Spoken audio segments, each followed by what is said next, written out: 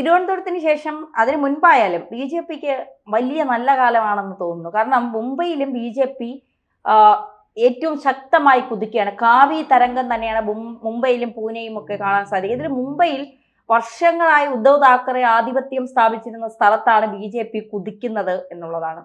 ഏകദേശം ഏറ്റവും ധനികർ താമസിക്കുന്ന സ്ഥലത്ത്, അതായത് 74,000-ലധികം വാർഷിക ബജറ്റുള്ള ഒരു 74,000 കോടി വാർഷിക ബജറ്റുള്ള ഒരു സ്ഥലത്താണ് BMC-യിലാണ് ബി ജെ പിയുടെ കുതിപ്പ്.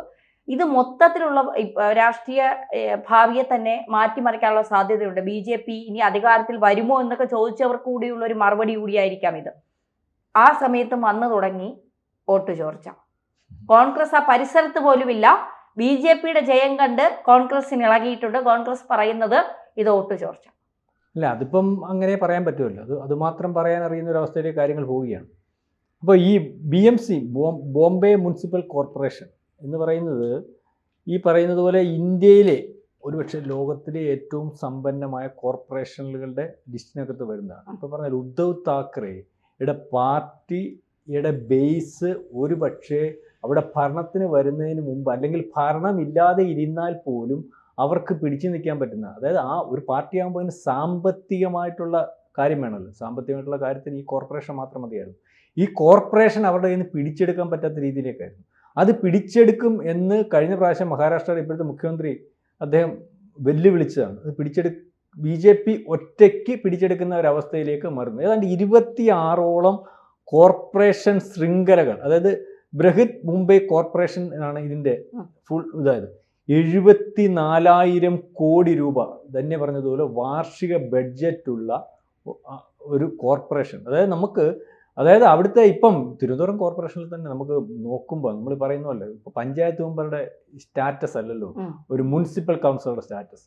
ഒരു കോർപ്പറേഷൻ മേയർ കോർപ്പറേഷനിനകത്ത് ഒരു കൗൺസിലർ എന്ന് പറയുമ്പോൾ അതിന് വേറൊരു സ്റ്റാറ്റസാണ്. ശ്രദ്ധിച്ചിട്ടുണ്ട്? അപ്പോൾ ഇതിനകത്തെന്ന് പറയാം ഒരു MLA ആകുന്നതിന് അല്ലെങ്കിൽ അതിനോട് തുല്യമായിട്ട്, അല്ലെങ്കിൽ MLC എന്ന് പറയുന്ന MLA ആവുന്നതിന് തുല്യമായിട്ടുള്ളത്. അതുകൊണ്ട് 1,24,00,000 വോട്ടർമാർ ഉള്ള ഒരു സ്ഥലം.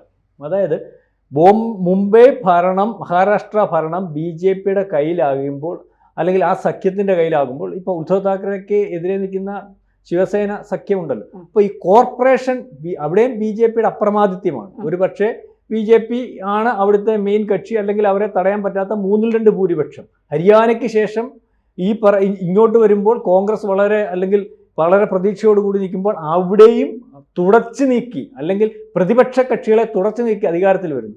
അതിനുശേഷമാണ് ഇപ്പോൾ തദ്ദേശ സ്വയംഭരണ സ്ഥാപനങ്ങളിലേക്കുള്ള തെരഞ്ഞെടുപ്പ് വരുമ്പോൾ ഈ തെരഞ്ഞെടുപ്പ് ഒരു സ്റ്റേറ്റിൻ്റെ തെരഞ്ഞെടുപ്പിനെ പോലെ ഇന്ത്യ മൊത്തവും അല്ലെങ്കിൽ ഉറ്റുനോക്കുന്ന തെരഞ്ഞെടുപ്പാണ്. ആ കോർപ്പറേഷൻ്റെ വലിപ്പവും അത് എവിടെ നിൽക്കുന്നു എന്നുള്ള ബോംബെയിലാണ്. ഏറ്റവും വലിയ വ്യവസായ നഗരമാണ്. ആ വ്യവസായ നഗരത്തിൽ നമുക്ക് ഊഹിക്കാൻ പറ്റും. ഇപ്പോൾ കൊച്ചിയിലിരുന്ന് നമ്മൾ സംസാരിക്കും, കൊച്ചിയിലെ കാര്യം അറിയാമല്ലോ. കൊച്ചി കോർപ്പറേഷൻ്റെ ഒരു വരുമാനവും എടുക്കും. ഇത് ഈ പറയുന്ന BJPയുടെ കയ്യിൽ മാത്രമാകുമ്പോൾ മറ്റു പാർട്ടികൾ, കോൺഗ്രസിന് 10 സീറ്റ് പോലും ഇല്ലെന്ന് പറയും. ഇല്ല, ഏതാണ്ട് 227, 115 എടുത്ത് BJP അപ്രമാദിത്വത്തിലേക്ക് പോവുകയാണ്. അത് ദേശീയ മാധ്യമങ്ങളൊക്കെ ചർച്ച ചെയ്തുകൊണ്ടിരിക്കുകയാണ്. അതായത് ഈ വോട്ട് ചോരി ആരോപണം ഉന്നയിക്കുമ്പോൾ നമ്മൾ പറയത്തില്ലേ, ഒരു പ്രധാന പ്രതിപക്ഷ കക്ഷി, പ്രതിപക്ഷ നേതാവ് നിരന്തരമായിട്ട് ഒരു ആരോപണം ഉന്നയിക്കുമ്പോൾ നമുക്ക് തന്നെ അറിയാം. ഇപ്പം ഇന്ത്യ മൊത്തം നോക്കണ്ട, നമ്മുടെ പ്രദേശത്ത് ഒരു പഞ്ചായത്ത് മെമ്പർ ഒരു ക്ലെയിം വെച്ചാൽ അത് പിന്നെ വളരെ സൂക്ഷ്മമായിട്ട് നിരീക്ഷിച്ചിട്ടല്ലേ അതിന് കാര്യങ്ങൾ ഉണ്ടാക്കത്തുള്ളൂ. അല്ലെങ്കിൽ ഇത്തരത്തിൽ പ്രതിപക്ഷം ഈ പറയുന്ന ഒരു വോട്ട് ചോരി, അല്ലെങ്കിൽ അട്ടിമറി, അല്ലെങ്കിൽ ജയിക്കുന്നതെല്ലാം അവർ സ്വാധീനം ഉപയോഗിച്ച് അല്ലെങ്കിൽ കള്ളത്തരം ഉപയോഗിച്ചെന്ന് പറയുമ്പോൾ, ഒരു വട്ടം പറയുമ്പോൾ പോട്ടങ്ങ് സ്വാധീനം കൊണ്ടങ്ങ് നമുക്ക് വിചാരിക്കും അങ്ങനെയേ നടക്കത്തില്ല. പലവട്ടം പറഞ്ഞിട്ടും, പല സ്റ്റേറ്റുകളിൽ പറഞ്ഞിട്ടും, ഇന്ത്യയിലുടനീളം പറഞ്ഞിട്ടും, അവർക്ക് സ്വാധീനമുള്ളിടത്ത് പറഞ്ഞിട്ടും, ഏറ്റവും അവസാനം ബീഹാറിൽ പറഞ്ഞിട്ടും, ബീഹാറിൽ നിന്നും ലാലു പ്രസാദ് യാദവിൻ്റെ പാർട്ടി എന്ന് പറഞ്ഞാൽ അവിടുത്തെ ഏറ്റവും ശക്തമായ പ്രതിപക്ഷമായിട്ടിരിക്കുന്നിടത്താണ്. അല്ലെങ്കിൽ BJPക്ക് അവിടെ സ്വാധീനം കുറവുള്ളിടമാണ്.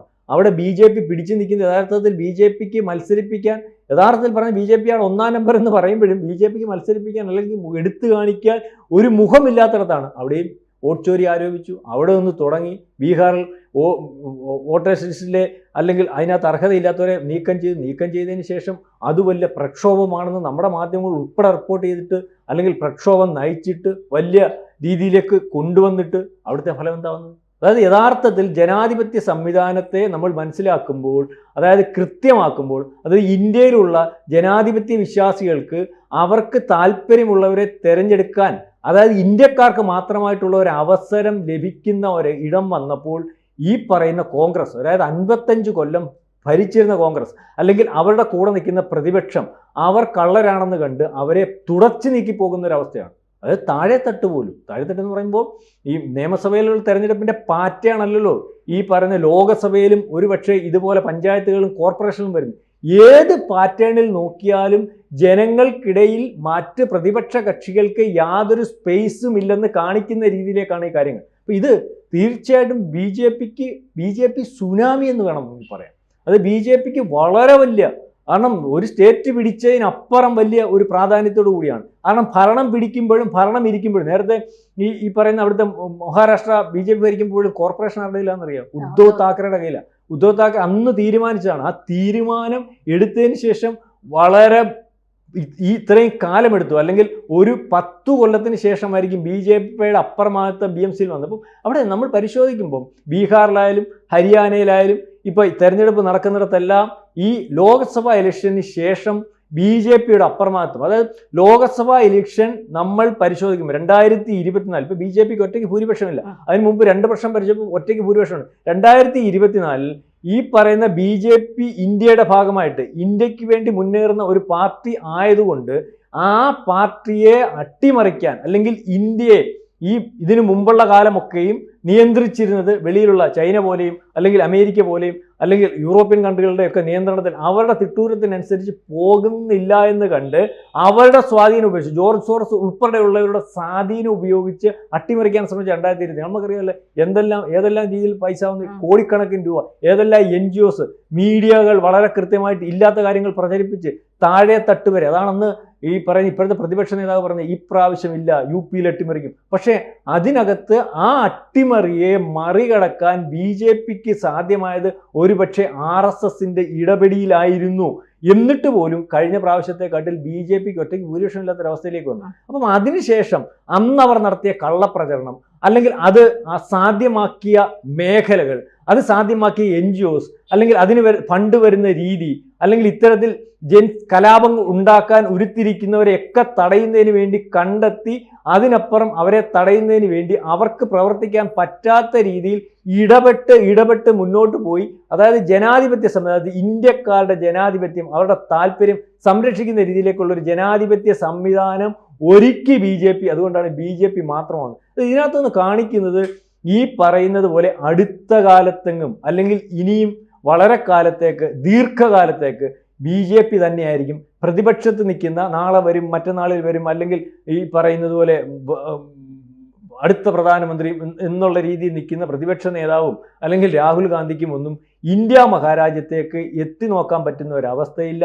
ബി ജെ പിയുടെ അപ്രമാദിത്വം അത് ഒന്നിനു പുറകെ ഒന്നായി നമ്മൾ ഹരിയാനയിൽ കണ്ടു, മഹാരാഷ്ട്രയിൽ കണ്ടു, ബീഹാറിൽ കണ്ടു, അതിനുശേഷം ഈ കോർപ്പറേഷൻ തെരഞ്ഞെടുപ്പിൽ കാണുന്നു. മറ്റ് പല ചെറിയ കോർപ്പറേഷനും അല്ലെങ്കിൽ ചെറിയ തെരഞ്ഞെടുപ്പുകൾ, കോർപ്പറേഷൻ മറിച്ച് ഈ പറയുന്ന സഹകരണ സംഘങ്ങളുടെ തെരഞ്ഞെടുപ്പുകൾ പോലും ബി ജെ പിയുടെ അപ്രമാദിത്വമാണ്. ഏതായാലും ബി ജെ പിയെ തടുക്കാൻ പറ്റാത്ത ഒരു ശക്തിയായി ബി ജെ പി സുനാമി ഇന്ത്യയിലുടനീളം വീശുന്നു അല്ലെങ്കിൽ ഉണ്ടാവുന്നു എന്ന് പറയേണ്ടി വരും. കൂടുതൽ വാർത്തകളും വിശേഷങ്ങളും നിങ്ങളിലേക്ക് എത്താൻ ABC മലയാളം സബ്സ്ക്രൈബ് ചെയ്യുക, ബെൽ ബട്ടണും അമർത്തുക.